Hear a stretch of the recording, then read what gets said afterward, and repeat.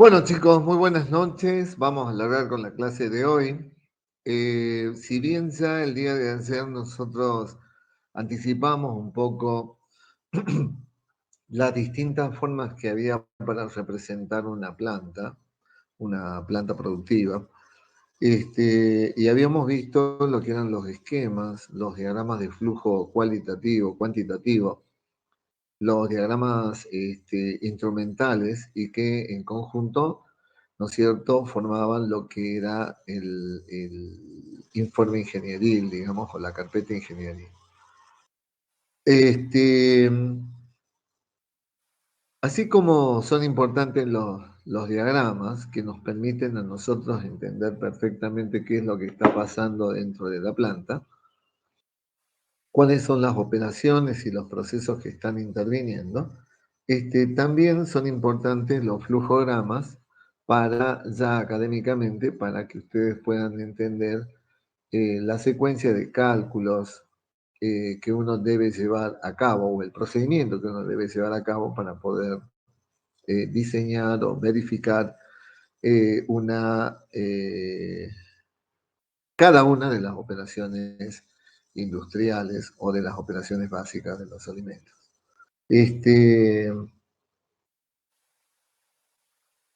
Ustedes visitaron la planta piloto y ahí, acá me mandó Sergio Iván Serpa un mensaje de que no me puede escuchar. Yo quiero saber si el resto me escucha. ¿Se escucha mi voz? Sí se escucha. O sea que Sergio Iván, debes tener algún problema con el volumen porque sí me están escuchando el resto, fíjate. Bueno, entonces habíamos visto que algunas formas de llevar a cabo el flujograma, digamos. Y se nos habían presentado algunas que están en algunos programas muy particulares, que es el vicio, que está en la facultad, dijimos, que si ustedes quieren yo se los puedo alcanzar, no hay ningún problema. Después, el AutoCAD, que es el que ustedes o algunos de ustedes han aprendido en sistemas de representación, y que es con el cual algunos van a poder dibujar la planta piloto. Hay otros diagramas de flujo de proceso, por ejemplo, uno que se encuentra acá en Google, y que para eso ustedes tienen que entrar con su respectivo Gmail, ¿no es cierto? A ver si me están escuchando con el Gmail. Entran a Google, al costadito, en la ventanita de la derecha, entran a Google y entran a Visual Paradigm Online Diagram. Hacen clic ahí y de ahí entran directamente a Suite of Powerful Tools. Y bueno, y ahí apretan iniciar y ahí les van a aparecer la simbología de un montón de equipos que tienen que ver con la ingeniería. Y a través de Google también pueden entonces ustedes llevar a cabo un diagrama de flujo de proceso. Entonces, ahora lo que vamos a hacer es ver un poco para que, porque por ahí la velocidad, y yo debo haber dicho muchas cosas muy rápido, lo que vamos a hacer es ver un par de videos, ¿no es cierto?, que tienen que ver fundamentalmente con lo que son los diagramas de flujo, ¿sí? Son dos videos cortitos, dos o tres videos cortitos que los vamos a ver, yo quiero que ustedes los vean para que podamos, para que se quede perfectamente el concepto dentro de ustedes. Yo les pido que si hay algún inconveniente, me llamen a mi teléfono que está escrito ahí en el aula virtual. De todos modos, los repito, 3884-7085-65. Si se corta la comunicación o eventualmente tenemos algún problema que sea común a todos, para que yo lo pueda solucionar. Porque a veces los videos se cortan o a veces hay algunas interferencias de internet, lo que puede provocar que se corte que se corte la conexión. Unos segundos, ahora mismo estamos entrando.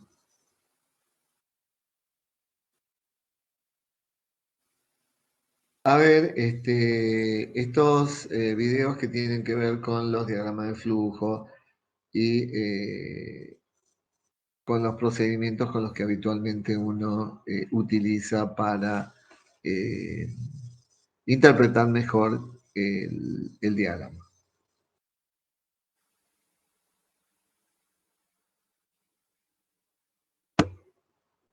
Bien.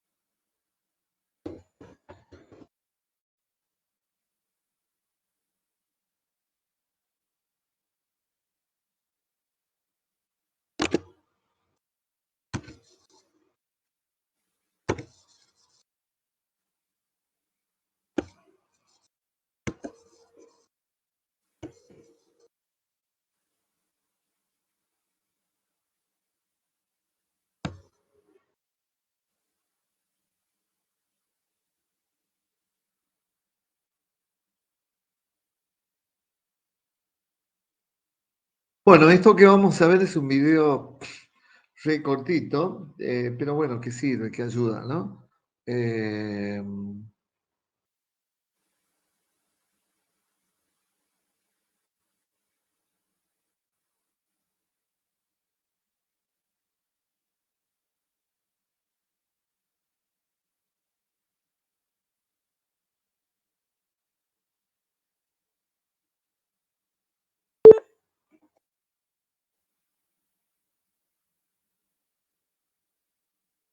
Denme un segundo, por favor, que lo perdí.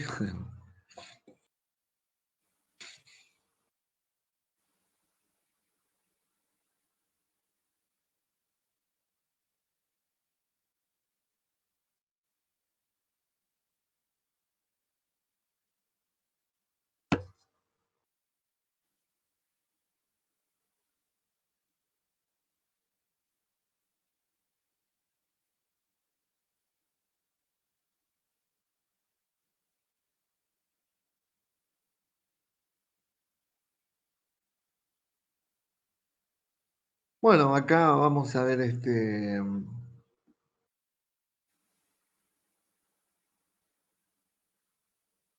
video ahora.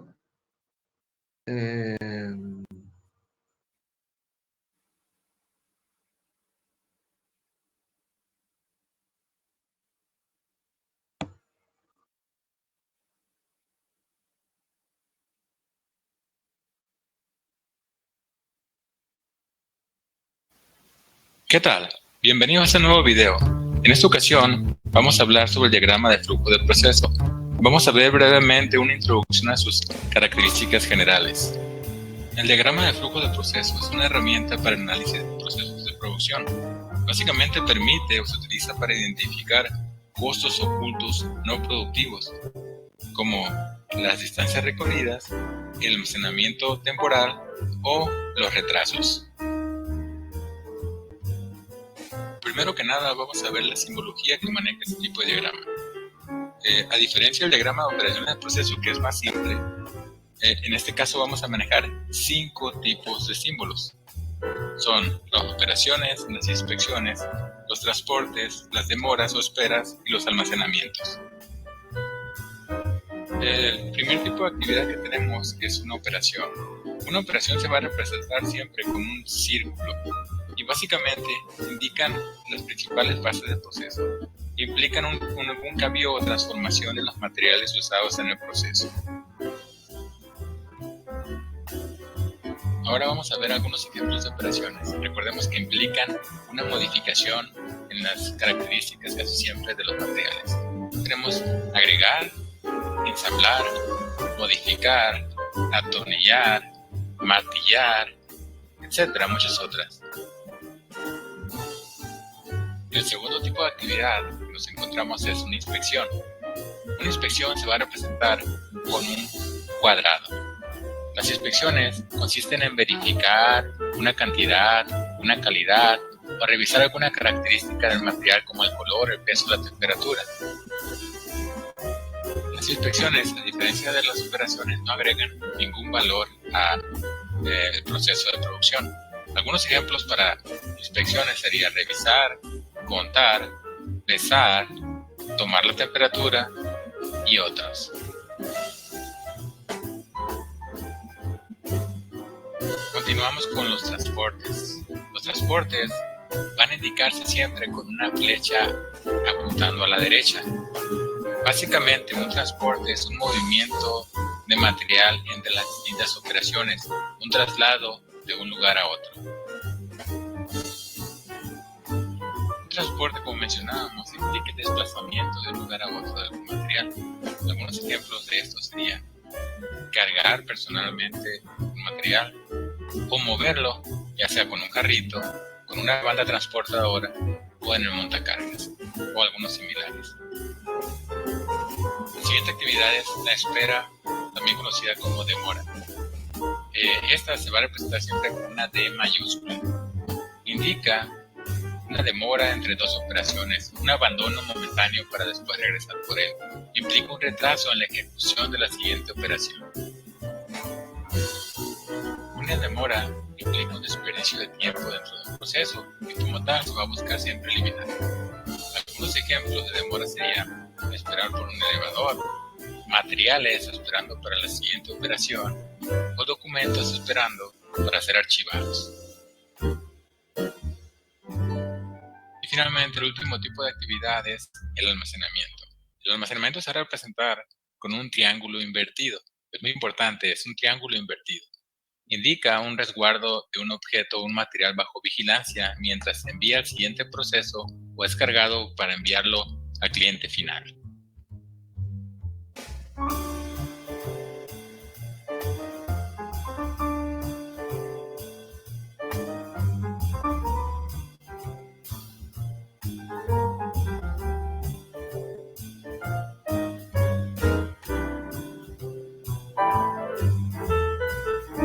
Bueno, eso ha sido todo por el video de hoy sobre el diagrama del flujo de procesos. Si te gustó el video, no te olvides de darle like y registrar. Bien, este es un diagrama de flujo de procesos para el movimiento de cualquier planta, ¿no es cierto? Ahora, esto lo doy generalmente como para que ustedes vean que la idea siempre es ordenar y tratar de sistematizar fundamentalmente, ¿no? Así que ahora vamos a ver lo que directamente nos involucra a nosotros, como que son los diagramas de proceso. Entonces vamos a ver un video de los 4 diagramas de proceso.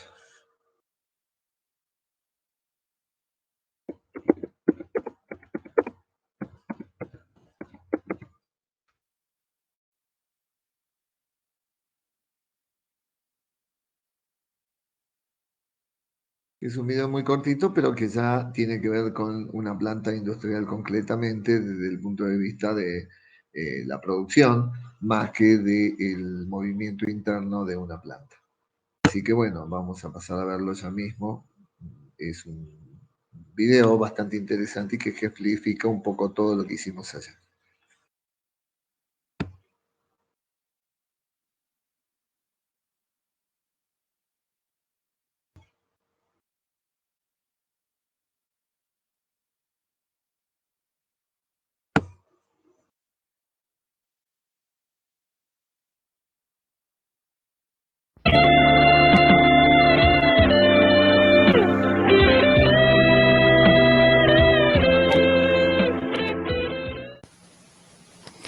Hola, una vez más bienvenidos al curso de diseño básico de los procesos químicos.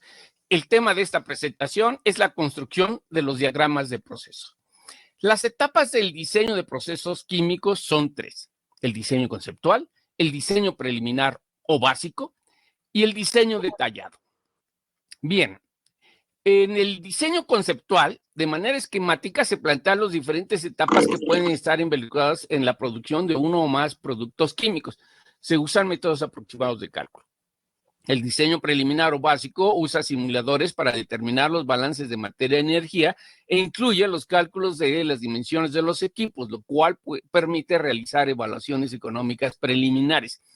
Mientras que el diseño detallado determina los detalles de los equipos que pueden ser, por ejemplo, las dimensiones del espaciamiento, el diámetro y tipo de platos en los destiladores, o bien el número, diámetro y arreglo de los tubos de los cambiadores de calor.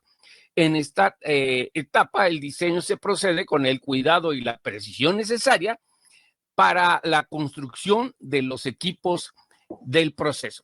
Bueno, el principal documento que se obtiene en el diseño básico de los procesos químicos es precisamente el diagrama de proceso. El propósito de los diagramas es mostrar los principales equipos de proceso en los que se transforman las materias primas en los productos.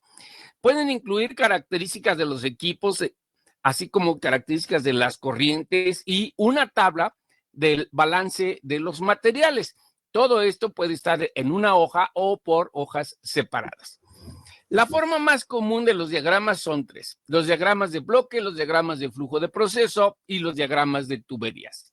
Bueno, empecemos por el diagrama más simple, el diagrama de bloques. Es un dibujo de cajas o rectángulos que van unidos, que estos rectángulos representan a los equipos y se unen por flechas que indican el flujo de las especies químicas en las corrientes, ya sean de alimentación, de producto, de proceso o de servicio. El diagrama de proceso contiene iconos en vez de cajas para representar a los equipos. También presenta los números de las corrientes y puede también incluir los códigos de los equipos y nombres de los materiales que entran y salen del proceso. Mientras que los diagramas de instrumentos de tubería son precisamente eso. Muestran los detalles de las tuberías y los accesorios, que puede incluir las válvulas, los sensores de presión, de temperatura, de nivel, etc. Además, para cada equipo se hacen diagramas de control, se muestran los lazos de control cuya función es rechazar las perturbaciones de las variables para que estas variables se mantengan en las especificaciones de diseño. Algunas veces el diagrama de proceso también incluye datos de los servicios. Por ejemplo, en los cambiadores de calor se usa vapor de agua de diferente calidad que va de baja a alta presión. Las letras LPS son las siglas en inglés de Low Pressure Steam para indicar presiones en el intervalo de 3 a 5 bar. Mientras que las siglas MPS significan Medium Pressure Steam con valores de 10 a 15 bar. Y las siglas HPS representan High Pressure Steam para presiones de 40 a 50 bar. El agua de enfriamiento se denota con la sigla CW del inglés Cooling Water. Normalmente el agua se recibe de la torre de enfriamiento a 25 grados y no debe retornarse a la torre de enfriamiento por arriba de 40 grados. En los diagramas se muestran los códigos de los equipos y las corrientes.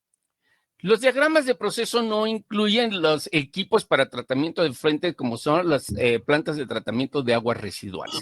Veamos una guía para la construcción del diagrama, de los diagramas de proceso. Primero, deben emplearse rectángulos o figuras representativas para las operaciones del proceso. Segundo, deben unirse con flechas indicando la salida de los separadores con flechas verticales. Saliendo por arriba el vapor y por abajo los líquidos. Tercero, debe evitarse el cruce de las corrientes y el flujo debe ser de izquierda a derecha en todas las corrientes. El quinto, representar todos los equipos mayores y asignar a cada equipo un número de identificación único. Sexto, numerar todas las corrientes del proceso de manera secuencial, empezando con la número 1. La temperatura, la presión y composición de las corrientes debe incluirse en una tabla junto al diagrama por separado. Y por último, se deben incluir todas las corrientes de servicio, como pueden ser agua de enfriamiento, vapor, etc. Aquí se muestra un resumen de las recomendaciones para la construcción de los diagramas de proceso. Por ejemplo, en la primera recomendación se tiene que hay que usar rectángulos o figuras para las operaciones unitarias. Los rectángulos se deben unir con flechas. Las flechas indican la dirección de flujo, que debe ir de izquierda a derecha. Debemos tratar de evitar el cruce de las corrientes y asignar a cada equipo un número de identificación y un nombre descriptivo. Asimismo, se deben numerar las corrientes secuencialmente y poner una tabla con temperatura, presión y composición de los componentes en las corrientes. Y por último, se debe incluir todas las corrientes de servicio. Aquí se muestra la nomenclatura de los diagramas de flujo. Junto a cada equipo se debe presentar a manera de identificar un número en forma de código. Este es X-YZZA/B, lo cual tiene el siguiente significado. X representa las letras prefijo que identifican al tipo de equipo. Se usan las siguientes. C para los compresores. La E representa a los intercambiadores de calor. F a los hornos. Y P se usa para las bombas. R para reactores, etc. La Y identifica un área específica dentro de la planta. Se enumeran cada área del proceso utilizando centenas. Por ejemplo, 100, 200, 300, etc. Las letras Z, CT asignan el número de equipo, mientras que A/B se usa para identificar unidades en paralelo o de respaldo.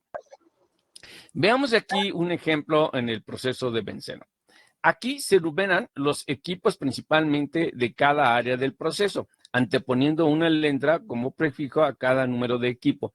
Y se distingue el tipo de equipo. Por ejemplo, E102 para designar al intercambiador de calor con el número 102, puesto que se debe usar letras del número de los equipos para indicar duplicados o respuestos.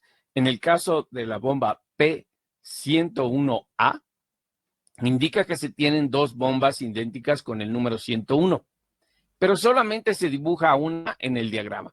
Al pie del diagrama se colocan los números de identificación de los equipos y su descripción.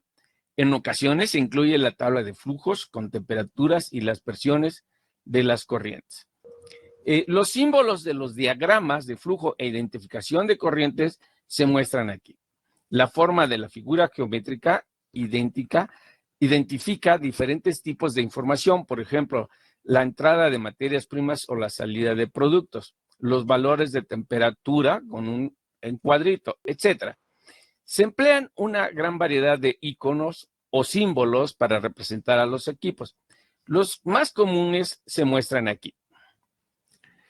Es muy común acompañar al diagrama de proceso con su descripción. La descripción del proceso es una narración técnica. Se recomienda empezar indicando qué se produce y a partir de qué.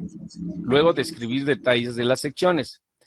Especificar cada equipo según su función, refiriéndose a él por su nombre, número y las corrientes de entrada y salida.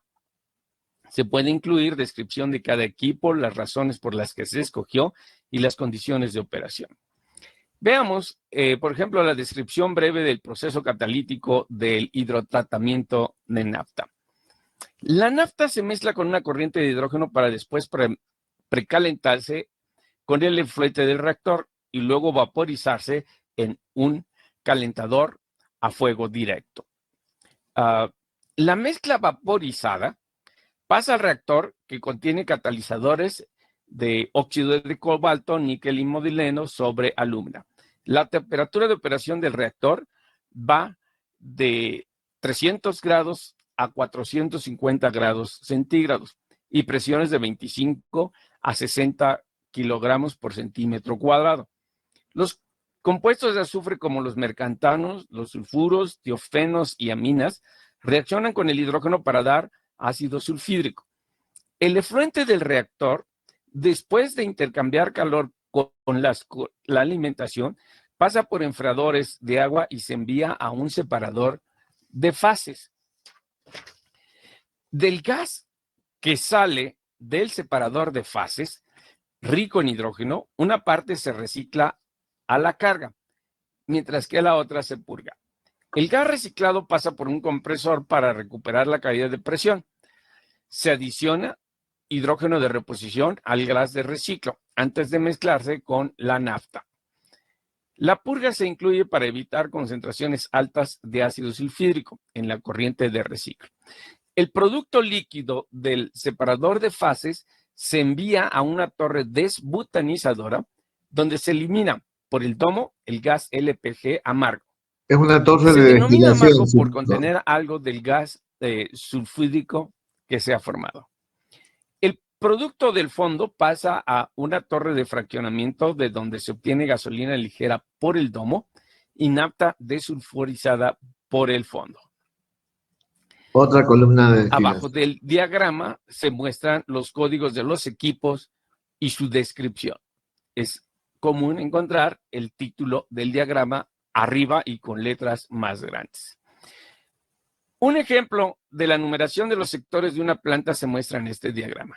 La planta de fabricación de monómero de estireno contiene dos procesos. El primero en la sección E o B, donde se produce el etilbenceno.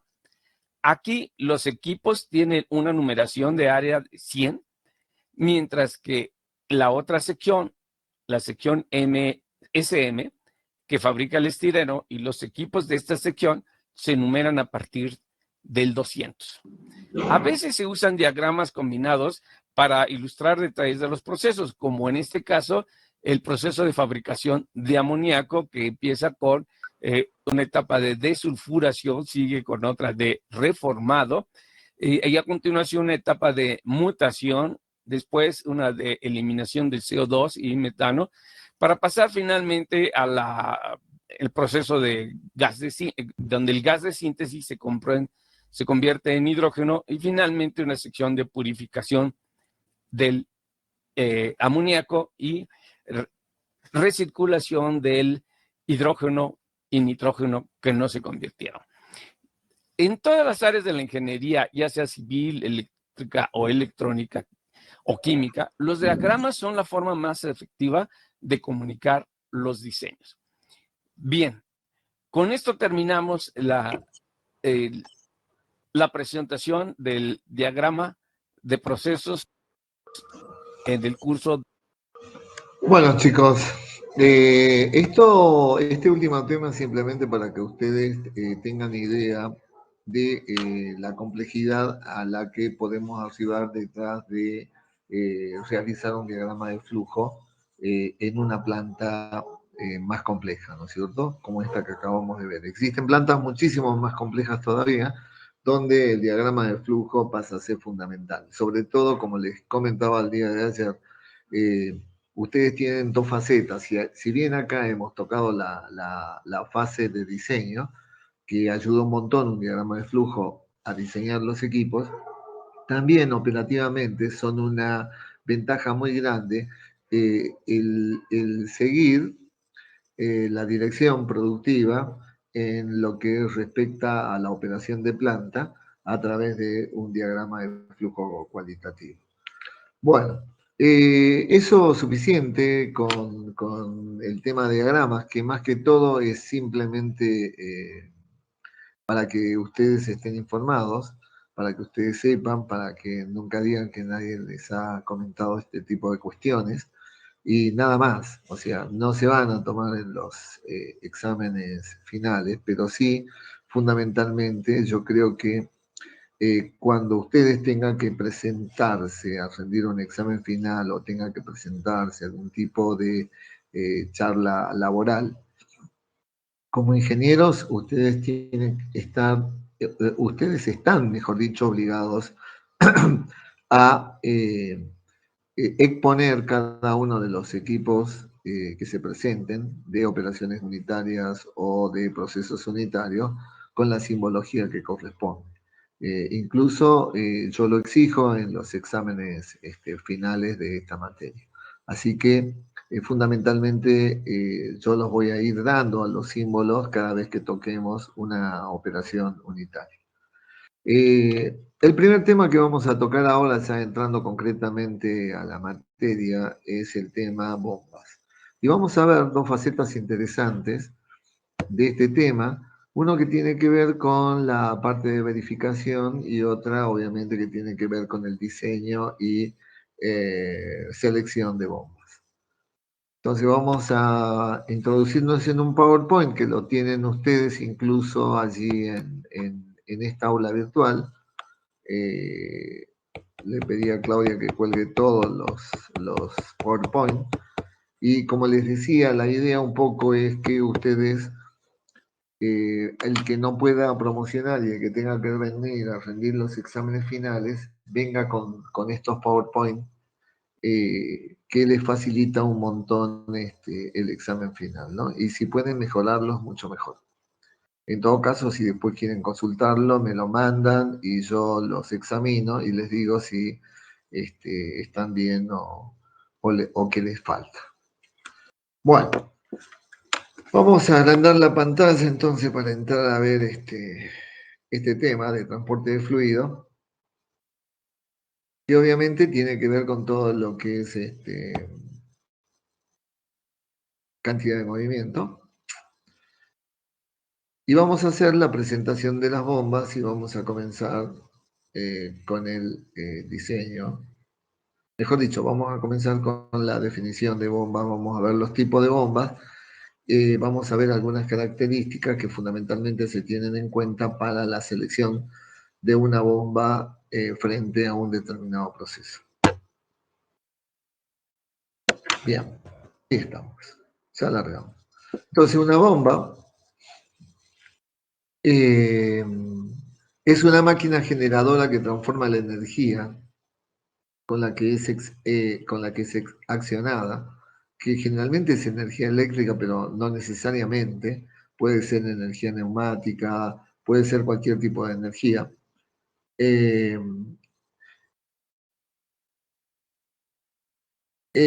O sea, que transforma entonces la energía con la que es accionada en energía del fluido incompresible que mueve. O sea, si yo tengo, por ejemplo, agua, el agua es un fluido incompresible, entonces la energía eléctrica, si es que es una bomba eléctrica, o la energía neumática, si es que es una bomba neumática, se va a transformar entonces en la energía del fluido incompresible. O sea, estoy intercambiando la energía que mueve la bomba y se la estoy trasladando, digamos, al fluido incompresible. En general, una bomba se usa para incrementar la presión del líquido, añadiendo energía al sistema hidráulico. O sea, fundamentalmente una bomba se usa para poder mover el fluido de una zona de menor presión a una zona de mayor presión. Además, ustedes saben que cada vez que se mueve un fluido, sea líquido o gas, debido al rozamiento va perdiendo energía, ¿no es cierto? Porque la va perdiendo con el rozamiento. Entonces, si yo quiero que determinada cantidad de fluido llegue de un punto a otro, sí o sí tengo que usar una bomba para lograr ese objetivo. Dentro de la clasificación de las bombas hidráulicas, ¿no es cierto?, vamos a tener las bombas de desplazamiento positivo y las dinámicas. Las más conocidas son las dinámicas, ¿no es cierto?, donde aparecen las bombas centrífugas, las periféricas y algún tipo de bomba denominada bomba especial, que son las electromagnéticas. Dentro de las bombas de desplazamiento positivo, que fundamentalmente se usan para líquidos viscosos, están las reciprocantes y las rotatorias. Dentro de las reciprocantes tenemos la de pistón y diafragma, y dentro de las rotatorias la de rotor simple y la de rotor múltiple. En las centrífugas tenemos de flujo radial, de flujo axial y de flujo mixto. Por acá tenemos algunas bombitas como para ilustrar nada más. Tenemos bombas con elementos flexibles, bombas de engranaje, bombas de tornillo, bombas de diafragma, bombas axiales, bombas de paleta, en fin. La existencia de las bombas en el mercado es muy amplia y en los últimos tiempos se ha hecho particular para el tipo de fluido que ustedes necesiten mover. Dentro de las dinámicas habíamos dicho que estaban las bombas centrífugas, las periféricas y las electromagnéticas. Una bomba dinámica, en una bomba dinámica, la velocidad del fluido y el movimiento son mayores. La presión de salida depende de la velocidad a la cual el líquido opera. Este tipo de bombas consiste esencialmente en un impelente, rodete o rotor colocado dentro de la caja y dispuesto de manera que cuando rota le transmite energía al líquido bombeado, aumentando obviamente la presión y la velocidad. La acción de bombeo se dice que no es positiva cuando la carga está limitada por la velocidad en la periferia del impelente, la cual depende obviamente del diámetro del rotor y de su velocidad de rotación. ¿Qué más decirle? Que dentro de las bombas dinámicas, la bomba centrífuga fundamentalmente debe su nombre al hecho de que al elevar el líquido que está accionando por la acción de lo hace por la acción de la fuerza centrífuga que le imprime el motor, colocando en su interior, obviamente, que está accionado por un motor eléctrico o de otro tipo de fuente de energía. Fundamentalmente las bombas centrífugas, entonces, lo que vamos a encontrar en muchas de ellas es el impelente, se va a llamar impulsor, y el que va a girar va a ser el impulsor, digamos, y va a ser el que traslada la energía del motor al líquido.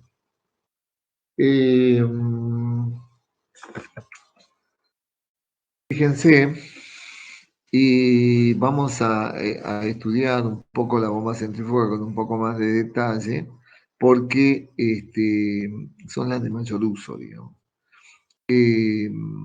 Fundamentalmente para líquidos con viscosidades similares al agua. En general, en las bombas centrífugas, fíjense ustedes, consta de un ojo de impulsor por donde va a entrar el líquido o el fluido. Esto es lo que el impelente de la bomba centrífuga, que lo vamos a llamar nosotros impulsor en este caso.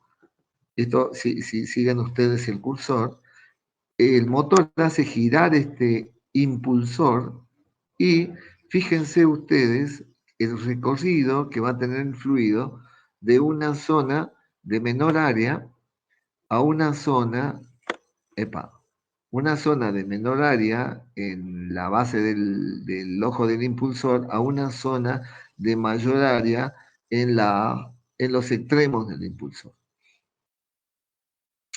¿Qué estoy haciendo allí, digamos? Estoy cambiando energía cinética por energía de presión.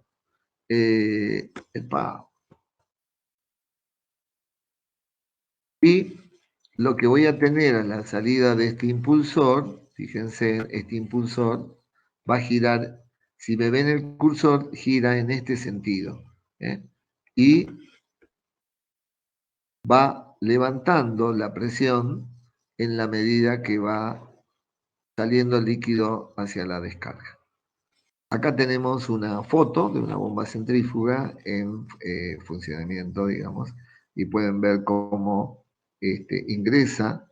Fíjense, este es el ojo del impulsor, está ingresando el líquido en esta zona y por acá se produce la descarga con el valor de presión más elevado. ¿Qué tipo de instalaciones tenemos habitualmente? Tenemos dos tipos de instalaciones, las instalaciones gravimétricas y las instalaciones forzadas. Las instalaciones gravimétricas fundamentalmente son aquellas que no necesitan una bomba, fundamentalmente porque el tanque está ubicado, o el depósito del fluido está ubicado en una zona alta donde está ganando energía potencial. Fíjense, si este es el nivel de referencia cero que usamos, acá en el punto 1 estaría ubicado el depósito. Entonces, el líquido bajaría por sí mismo hacia el punto 2, intercambiando energía de presión en energía cinética. Obviamente que de acuerdo a la altura de la instalación gravimétrica donde esté, de acuerdo a la altura donde esté instalado el depósito, tendremos nosotros en ese intercambio mayor o menor energía cinética. ¿Eso qué significa? Significa que el caudal de salida será mayor o menor en la medida que la altura sea mayor o menor. Si ustedes recuerdan la ecuación de balance de energía mecánica, que decía que delta de P sobre Rho más delta de Z por G sobre G sub C más delta de B cuadrado sobre 2 alfa G sub C más las pérdidas por fricción eran igual a la potencia de una bomba, pero generalmente en las instalaciones gravimétricas no existe bomba, salvo que yo quiera mover un caudal mayor al caudal que por sí mismo mueve la instalación. Ese caudal que por sí mismo mueve la instalación gravimétrica se llama caudal natural. Entonces, como acá no tenemos nosotros ninguna bomba, este W sería igual a 0, o la altura de descarga de la bomba sería igual a 0. ¿Para qué nos sirve esto? Y es muy sencillo, nos sirve para poder determinar el valor de la velocidad a la cual se puede descargar en el punto 2, y teniendo en cuenta el diámetro de la cañería, vamos a tener que caudal es igual a velocidad por área. Entonces, si nosotros conocemos el valor del diámetro, podemos conocer el valor de la área transversal, que multiplicado por esta B2, nos va a dar el caudal. Ese caudal de salida en este punto es lo que vamos a llamar nosotros caudal natural. Y, a ver, acá le está faltando una curva. La curva de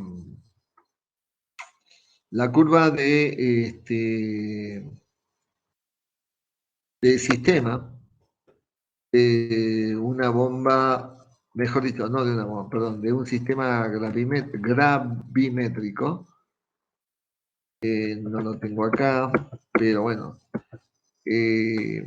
para este caso, ¿no es cierto? Obviamente estaría saliendo por acá, por debajo de 0. A ver.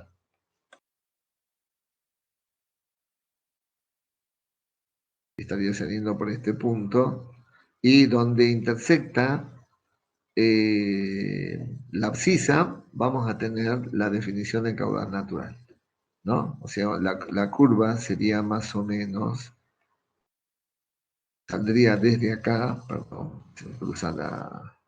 ¡Epa!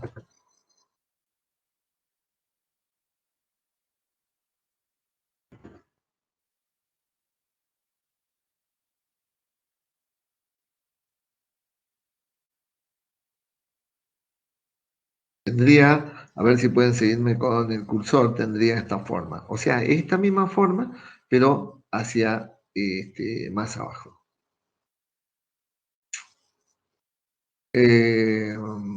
¿Por qué? Porque obviamente el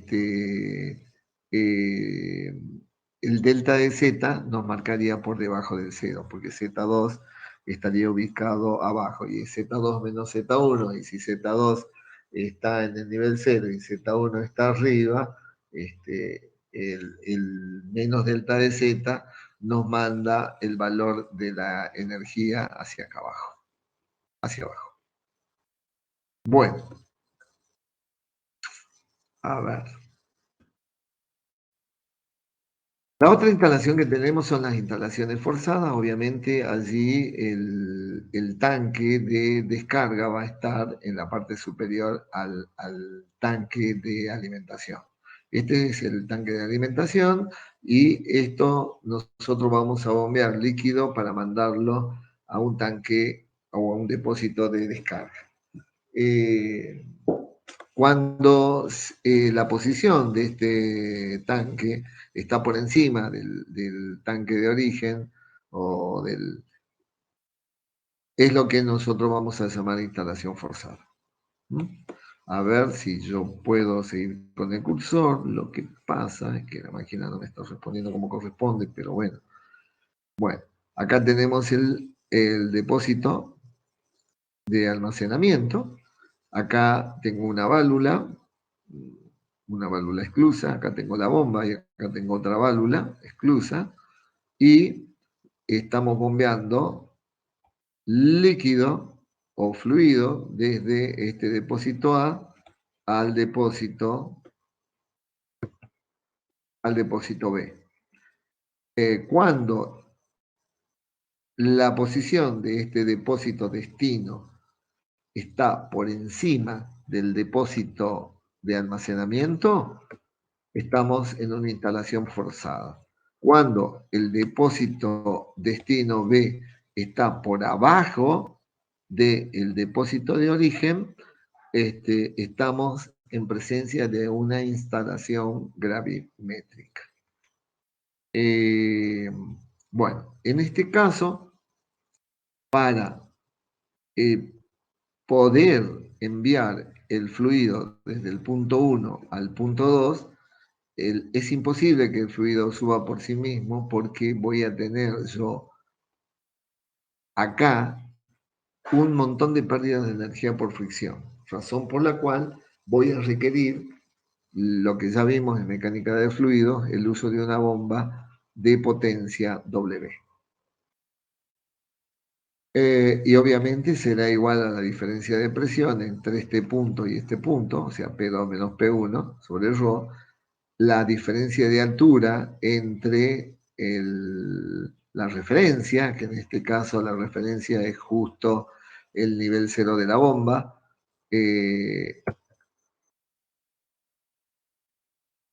entonces la diferencia de altura será igual a Z2 menos Z1. A ver, acá está. Z2 menos Z1 por G sobre G sub C, más la velocidad a la que estaría saliendo en el punto 2 elevado al cuadrado, menos la velocidad a la que se está moviendo el fluido en el punto 1, que ustedes saben que la asimilamos a 0 porque es pequeña, la despreciamos, digamos. Más todas las pérdidas que tienen que ver con el rozamiento a través de las cañerías y con el rozamiento a través de todos los accesorios. En este caso, nosotros tenemos una reducción brusca acá tenemos una válvula, acá tenemos otra, acá tenemos un codo, acá tenemos otra válvula, es una válvula de retención. Acá tenemos un controlador que tiene que ver fundamentalmente, perdón, me saltó, que tiene que ver fundamentalmente con el accionamiento de esta válvula, globo, para justamente poder regular el nivel del depósito destino, para evitar obviamente que se desborde. Bueno, resolviendo esta ecuación, haciendo B1 igual a 0, y sabiendo que la presión en este punto y la presión en este punto son iguales a la presión atmosférica, la diferencia de presión se elimina y nos queda que Z2 menos Z1 sobre G sub C por G más la velocidad 2 al cuadrado sobre 2 alfa GC más las pérdidas por fricción, que tienen que ver con la longitud recta de las cañerías más todos los accesorios, nos darán igual a la potencia de la bomba en metros de columna de agua. ¿Sí? Voy muy rápido con este tema porque ustedes ya lo han visto en fenómenos de transporte o en mecánica de los fluidos. Lo han resuelto en los problemas que se les ha dado en los seminarios, así que no debería haber ningún problema respecto de esto. En todo caso, es simplemente un repaso. Dentro de las curvas del sistema, la curva operativa del sistema para un sistema de transporte de fluido, esta curva que aparece acá es la curva típica para un sistema forzado, como este, ¿no es cierto? Como este, siempre y cuando el depósito destino esté por encima del depósito de origen. Si el depósito origen, en este caso, está en el nivel 0, esta curva debería salir de este punto. De este punto. Obviamente que este valor tiene que ver fundamentalmente con delta de P más delta de Z. Si como dijimos, si los depósitos están a la misma altura, delta de Z se hace 0, y si son los tanques abiertos, delta de P es 0, entonces esta curva debiera salir desde el origen.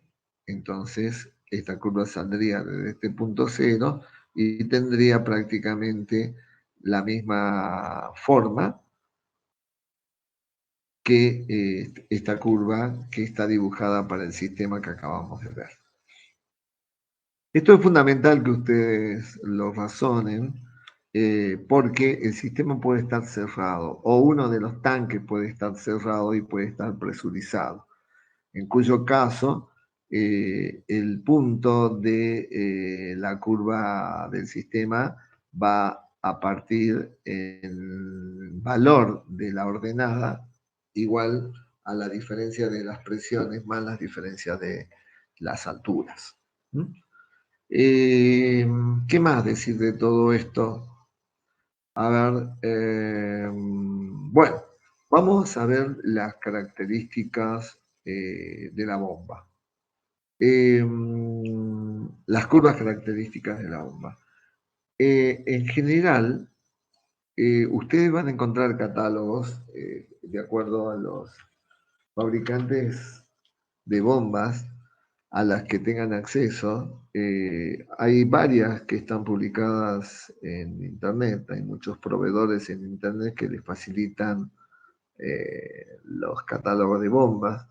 Y hay uno muy conocido que es Gal Smith, que es uno de los mejores fabricantes de bombas. Obviamente no solamente Gal Smith, sino cualquier proveedor de bombas les tiene que brindar la curva característica de la bomba que ellos quieren vender, digamos. En general, este tipo de bombas o cualquier tipo de bomba centrífuga, ustedes van a encontrar curvas características de este tipo,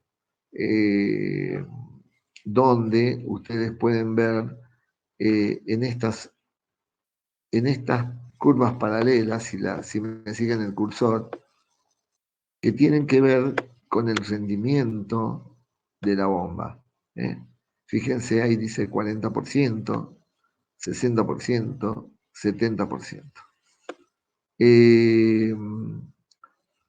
Estas curvas son las curvas HQ, altura caudal, ¿la ven? Para la bomba que está propuesta.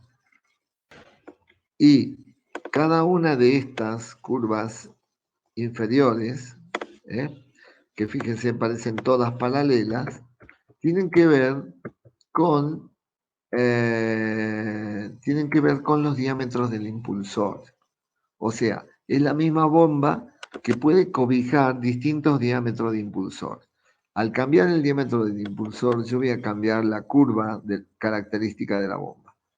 Estas curvas sí o sí las debe proveer el fabricante.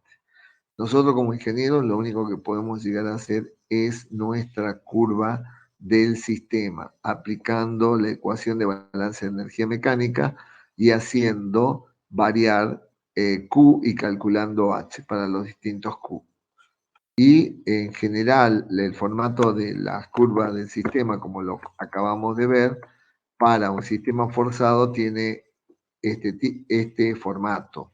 Para un caudal natural, obviamente tendrá y saldrá por debajo del punto de origen de la curva. O saldrá por el origen en el caso de que el depósito origen y el depósito destino estén en la misma altura. ¿Para qué presento la curva del sistema de la bomba y las curvas características de la bomba? Esta, a ver, repito, esta es la curva del sistema, es la curva que ustedes deben hacer. Y estas son las curvas que el fabricante les debe proveer. Ustedes tienen que superponer estas curvas y supongamos que estemos trabajando. Vamos a suponer que estemos trabajando con un diámetro de impulsor con un diámetro de impulsor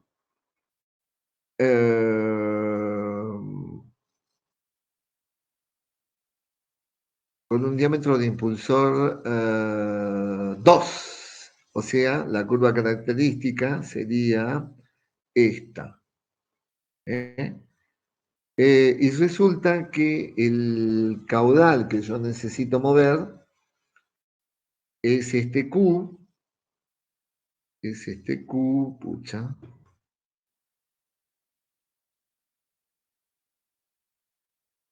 Es este valor de Q que le corresponde a un valor W, ¿no es cierto? O un valor H. Este punto es el que conocemos nosotros como punto de trabajo y que no es el punto con el que va a operar la bomba, sino que si la bomba está con un impulsor de diámetro 2,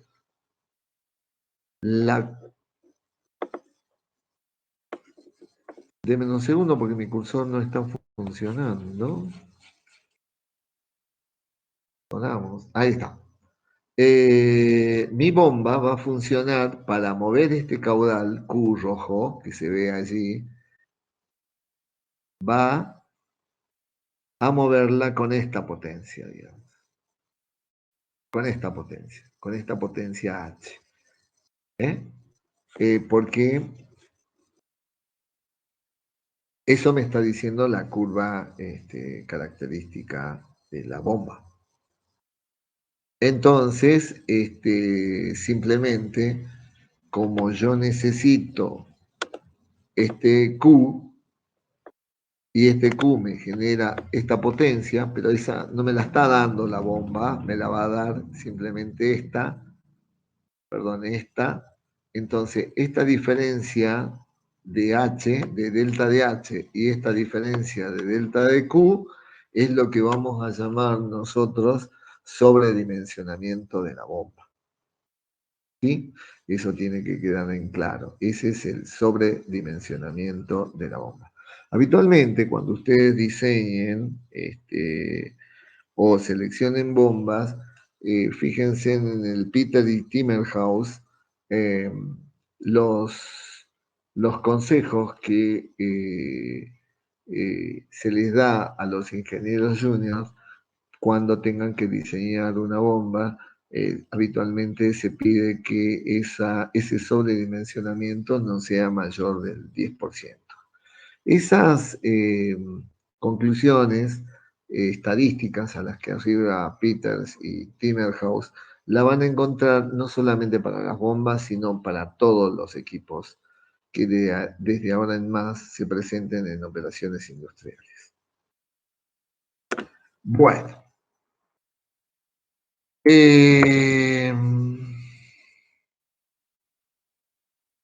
Debería yo, lo que pasa es que no lo tengo cargado acá en este PowerPoint, pero en todo caso, cuando bajemos a la planta piloto les voy a llevar algunos catálogos para que ustedes puedan observar y fundamentalmente cuando ustedes tengan que seleccionar una bomba no solamente van a tener en cuenta la necesidad de H y de Q y que estén dentro de las curvas características de la bomba, sino que además tienen que estar en un rendimiento superior al 40% y además con un valor de NPCH requerido, de modo tal que evitar la cavitación de la bomba. Ya lo vamos a ver enseguida, qué es lo que es la cavitación de la bomba. Bueno, habíamos o venimos hablando hasta acá de lo que son los depósitos. Obviamente que tenemos nosotros que aprender a dimensionar los tanques. Fíjense acá tenemos un esquema de un tanque que está lleno de un fluido hasta una determinada altura.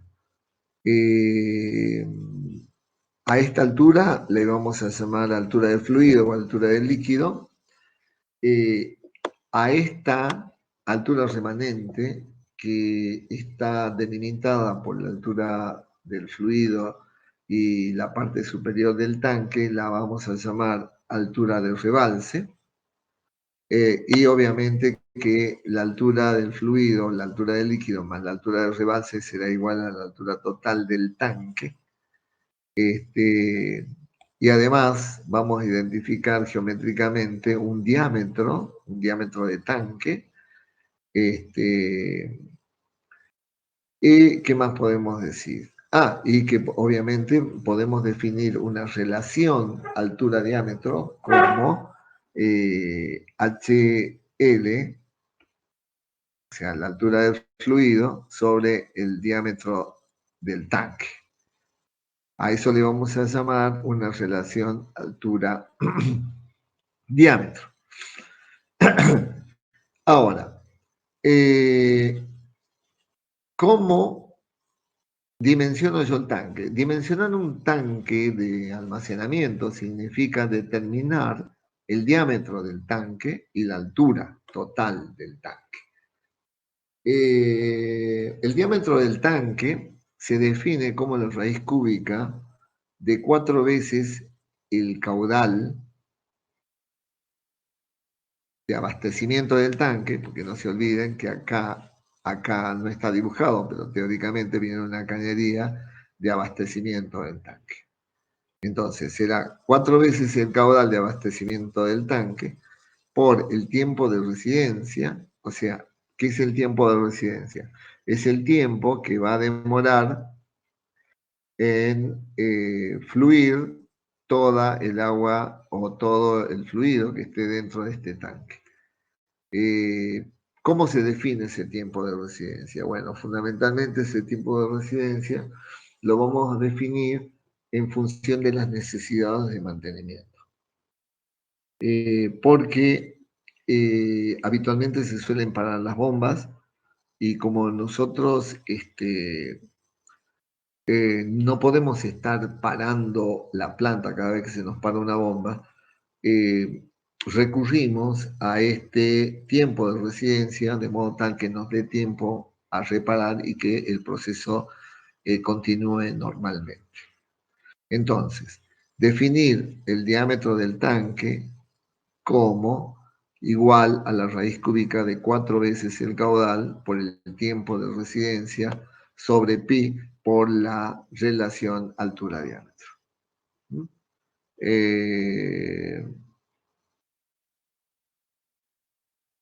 Si la relación altura-diámetro, por ejemplo, es 3, fíjense acá, si la relación altura-diámetro es 3, el diámetro del tanque será 1/3 de la altura total.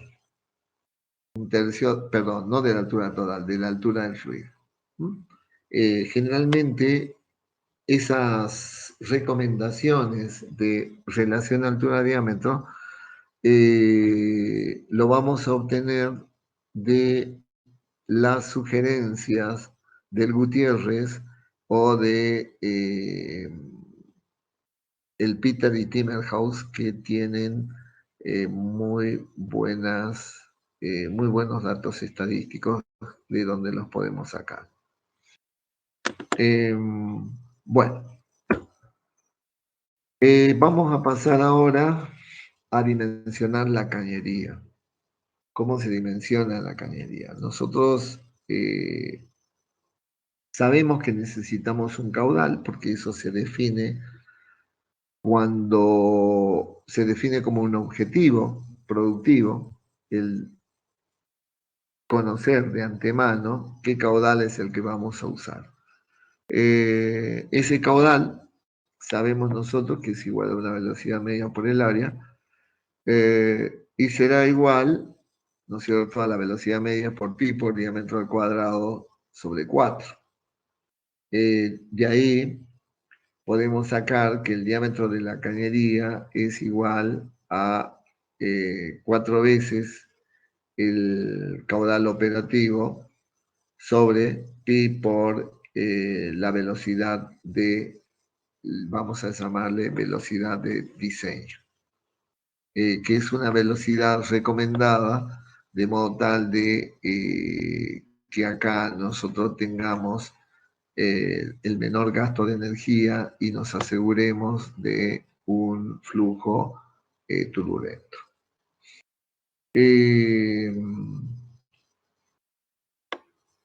El espesor de toda cañería, independientemente de que tengamos una longitud estándar que son 6 metros, el espesor viene definido por lo que vamos a llamar número de cédula. El número de cédula o el número de schedule es igual a 1000 por P sobre sigma, donde P es la presión máxima admisible con la que yo esté trabajando con el fluido en cuestión, digamos, sobre la tensión del material. Y si es a 0, esa tensión es 1.2.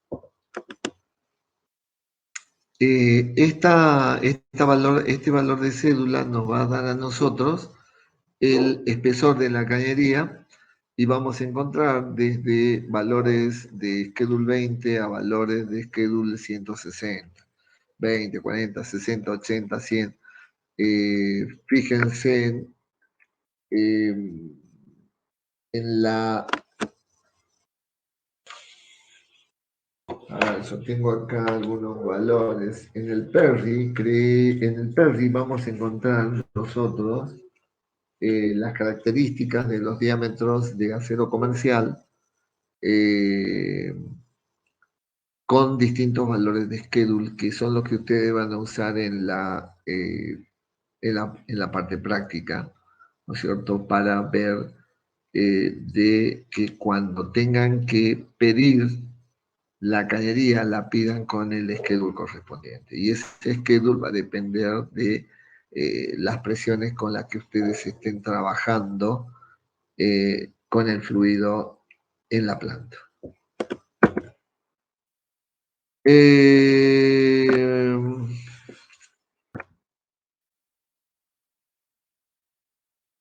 La aplicación en general de esta expresión, ¿cierto?, que la expresión de balance de energía mecánica, ustedes saben que debe responder a algunas consideraciones. Por ejemplo, que el fluido debe ser isotérmico, o sea, debe trabajarse a temperatura constante. Debe ser estacionario, o sea, las propiedades del fluido deben ser constantes en el tiempo. no se olviden, estacionario significa que es invariante en el tiempo. El fluido debe ser continuo, o sea, no debe haber acumulación, no debe haber pérdidas ni incorporación de material. Además, debe ser incompresible, o sea, el volumen no debe cambiar. Y además, el flujo debe ser desarrollado, o sea, que el régimen debe estar perfectamente definido, ya sea laminar o turbulento, pero debe estar perfectamente definido con un número de Reynolds establecido. Bueno, vamos a ver ahora cómo se calcula para un sistema forzado el balance de energía. Este es un sistema forzado, dijimos, cuando el depósito de origen está por debajo del depósito de destino. O al revés, el depósito de destino está por arriba del depósito de origen. Entonces, aplicando la ecuación de energía mecánica, ¿no es cierto? Bueno, acá, fíjense, los dos tanques están abiertos. El punto 1 está localizado sobre la superficie del tanque A y el punto 2 está localizado en la superficie del tanque B. Perdón, a la salida del caño acá, a la salida de la cañería que ingresa al tanque B. Entonces vamos a tener, como son los dos tanques abiertos, delta de P iguales a 0, porque tanto la presión en el punto 1 va a ser igual a la presión atmosférica y la presión en el punto 2 también, por lo tanto delta de P va a ser igual a 0. Z2 y Z1 van a cambiar, por lo tanto va a existir este valor. ¿Por qué? Bueno, porque el tanque destino está por encima del tanque de origen. En cuanto a las velocidades, B2, la velocidad con la que sale acá, responde generalmente al caudal con la que yo estoy diseñando este sistema. Y B1 se puede despreciar porque es la velocidad con la que se va a mover la superficie del tanque en el nivel de A. Entonces, nos va a quedar Z2 menos Z1 por G sobre G sub C más un medio de B2 al cuadrado sobre alfa GC, donde alfa fundamentalmente vale 0,5 si es laminar y vale 1 si es turbulento. Y más las pérdidas de fricción, que son 2 veces el fanning por la velocidad al cuadrado sobre GC, sumatoria del E sobre D. Y con eso calculo yo el valor de la potencia de la bomba en metros de columna de agua.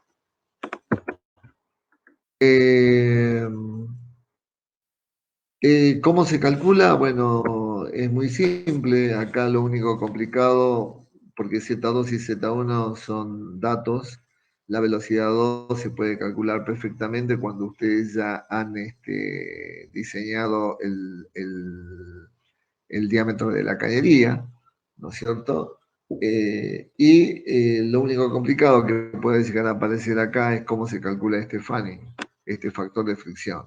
Ese factor de fricción, como ustedes saben, lo pueden obtener con el gráfico de Moody o lo pueden obtener con la ecuación de Chen. Si lo van a obtener con el gráfico de Moody o con la ecuación de Chen, ustedes van a necesitar en los dos casos la rugosidad relativa. ¿De dónde vamos a sacar la rugosidad relativa? Ya lo vimos en fenómeno de transporte. La rugosidad relativa en función del diámetro y en función de distintos materiales se lo saca de esta gráfica. Donde está el diámetro en la abscisa, la rugosidad relativa en la ordenada de origen, y para cada una de estas curvas que representan distintos materiales. Así, por ejemplo, si yo quiero calcular la pereza relativa para un acero forjado, para una cañería de 10 pulgadas de diámetro, entonces me muevo acá ubico las 10 pulgadas en el valor del diámetro, busco la curva del material con el que está hecho la cañería, en este caso con acero forjado, y de ahí donde intersecta, busco en la ordenada el valor de la rugosidad relativa. En este caso, aproximadamente a 0.002 sería el valor de la rugosidad relativa. Y con ese valor de rugosidad relativa, yo puedo ingresar al gráfico de Moody, ¿no es cierto? Y con el número de Reynolds obtener el valor del factor de fricción, o en su defecto, directamente puedo entrar a la ecuación de Chen para obtener el valor del factor de fricción. Después, ustedes ya saben que el tema de los accesorios lo pueden obtener perfectamente de las distintas tablas que hay, no solamente en el Perry, sino también en el Faust o en cualquiera de los libros de operaciones unitarias. Pueden encontrar los valores de longitud equivalentes para los distintos accesorios. Por ejemplo, estas que están pegadas acá son las que sugiere el Costa Novello. Bueno, a ver, en general, nosotros nos vamos a encontrar en la industria lo que vamos a llamar mallas de cañería. De esas mallas de cañería, la unidad de malla, ¿no es cierto?, es un sistema forzado con dos tanques de destino. Un tanque de origen y dos tanques de destino que se encuentran por arriba o en el mismo nivel que el tanque de origen.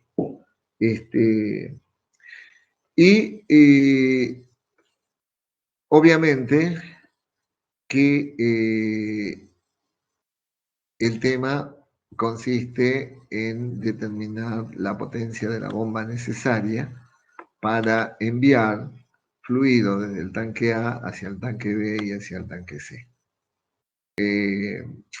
Ustedes creo que han resuelto problemas de este tipo en la práctica, así que es bien conocido de cómo se resuelve. Bien, acá está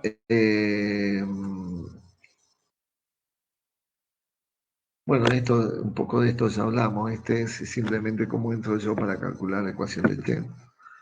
Estos son cómo se calculan los valores de las longitudes equivalentes para los distintos accesorios que se encuentran.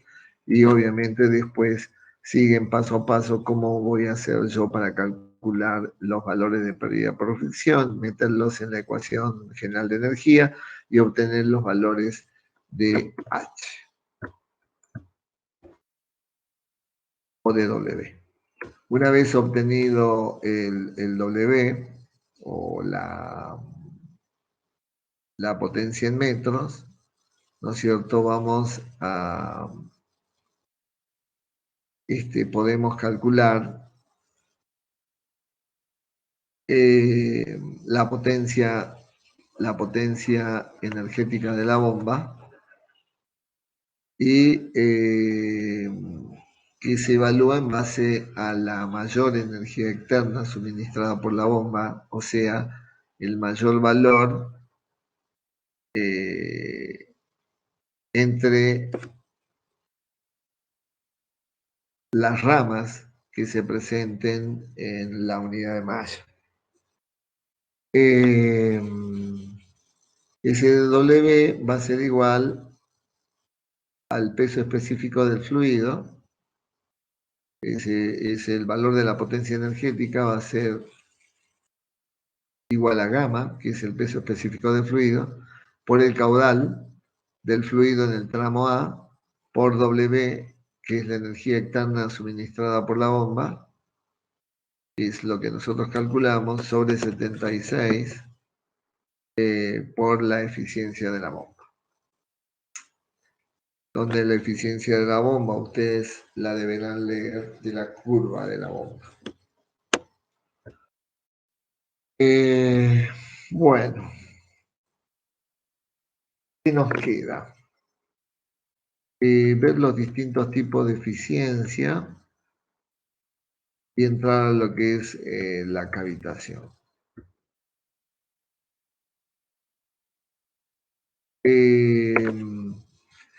Vamos a ver. Antes de entrar al tema de los tipos de eficiencia, me gustaría que veamos, vamos a salir de acá y los invito a ver un poquito más, o un video más, a ver si puedo entrar rápido. Vamos a ver un video sobre bombas.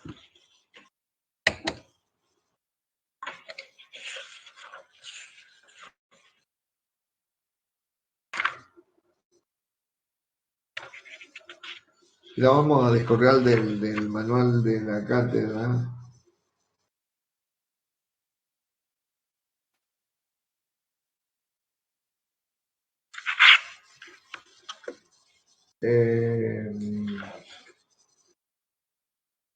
Pero quisiera mostrarles antes las bombas centrífugas, ¿no? Porque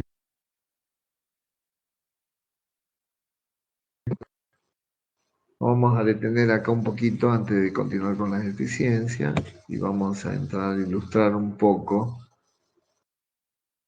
de lo que son las bombas centrífugas. Un segundo.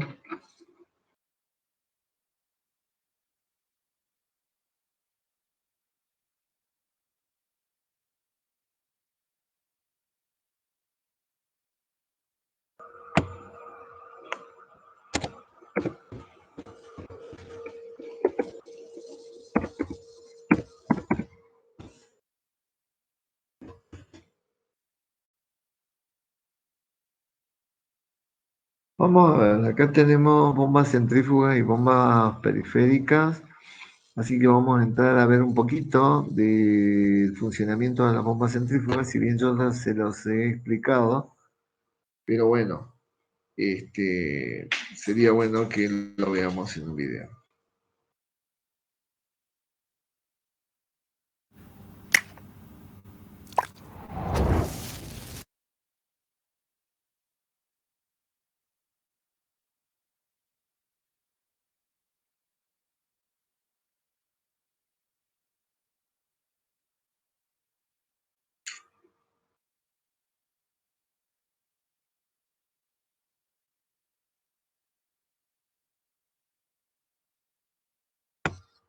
Las bombas centrífugas son los dispositivos de bombeo preferidos en el mundo hidráulico. En este video veremos el concepto de trabajo de las bombas centrífugas.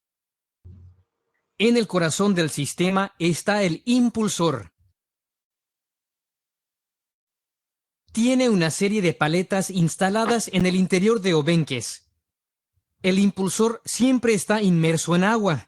Cuando se hace rotar el impulsor, hace que el líquido que lo rodea también rote.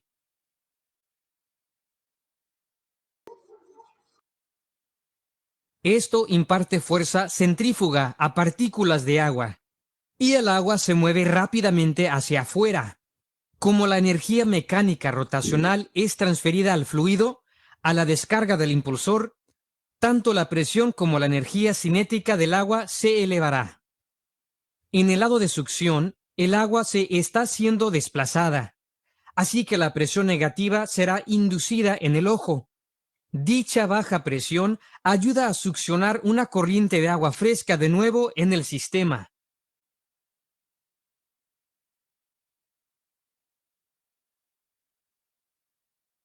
El impulsor es instalado dentro de una carcasa. Así, el agua que se mueve hacia afuera será recolectada dentro de él y se moverá en la misma dirección de rotación del impulsor para descargar la boquilla.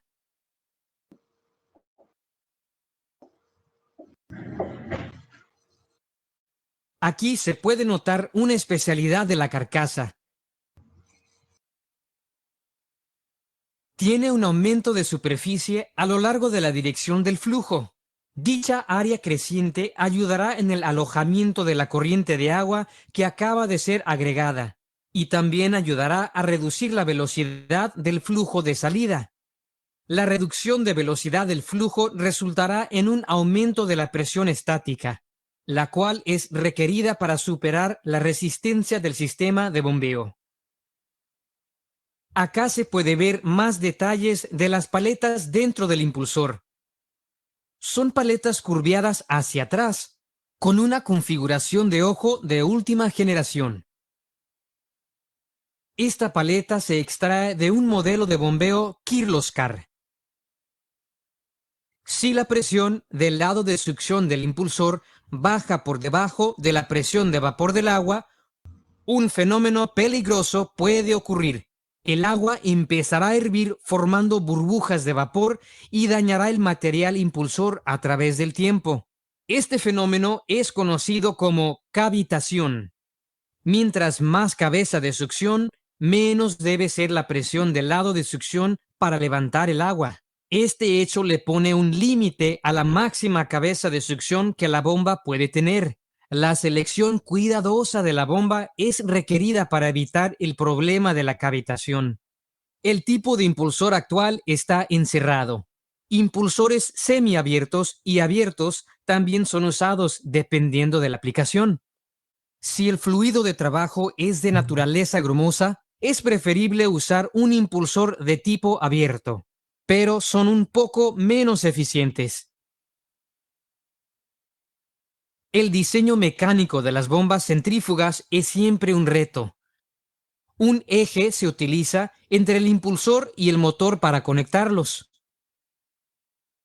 Debido a que la presión del agua dentro de la carcasa es enorme, un arreglo apropiado de sellado es imperativo para detener fugas de agua a través del aclaramiento del eje de la carcasa.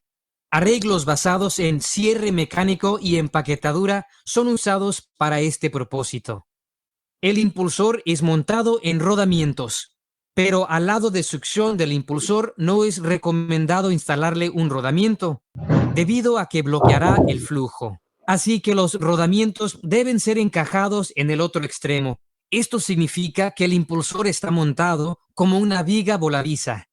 Para bombas de alto ritmo de flujo, una caja de rodamiento con aceite enfriante es necesario